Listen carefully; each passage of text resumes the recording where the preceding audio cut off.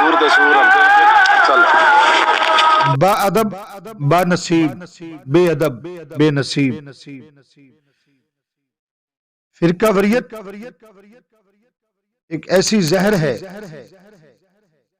جو مسلمانوں کے اندر گھولی جاتی ہے، پلائی جاتی ہے، مگر اس کو پلانے والے کیا یہودی ہوتے ہیں، کیا عیسائی ہوتے ہیں، کیا ہندو ہوتے ہیں، کیا سکھ ہوتے ہیں، کیا بدھ مت ہوتے ہیں؟ نہیں، آپ کا جواب بھی یہی ہوگا کہ نہیں۔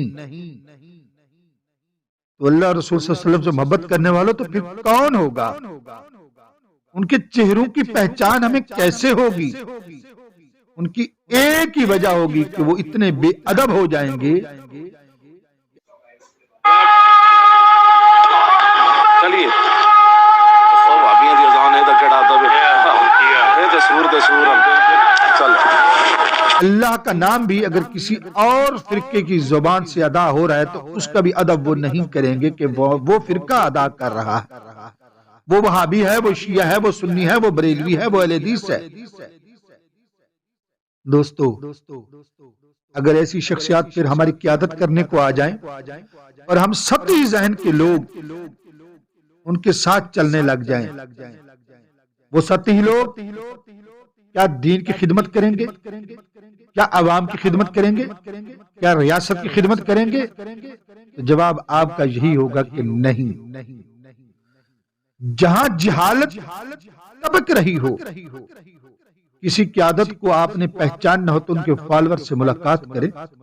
اگر فالوور کے منہ سے آپ کو پھول جھڑتے نظر آئیں، علم کی بہاریں نظر آئیں، ان کے چہرے پہ خوشی کے اظہار اور قبض نظر نہ آئے اور ان کے زبان شائستگی سے آپ کے ساتھ پیش آئے تو سمجھ لیں قیادت انتہائی خوبصورت مزاج اور فکر کی مالک ہے۔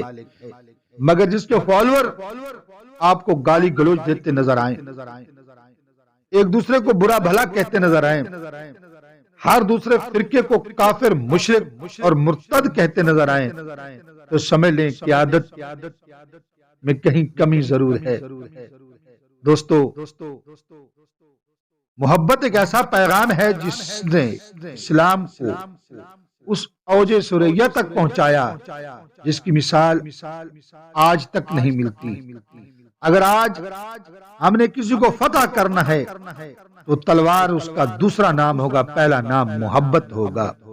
اگر محبت کا پیغام آپ نہیں پھیلائیں گے تو آنے والی نسلیں آپس میں دست و گریباں تو ہوں گی مگر پیار و محبت نہیں ہوگا، نہیں ہوگا، نہیں ہوگا۔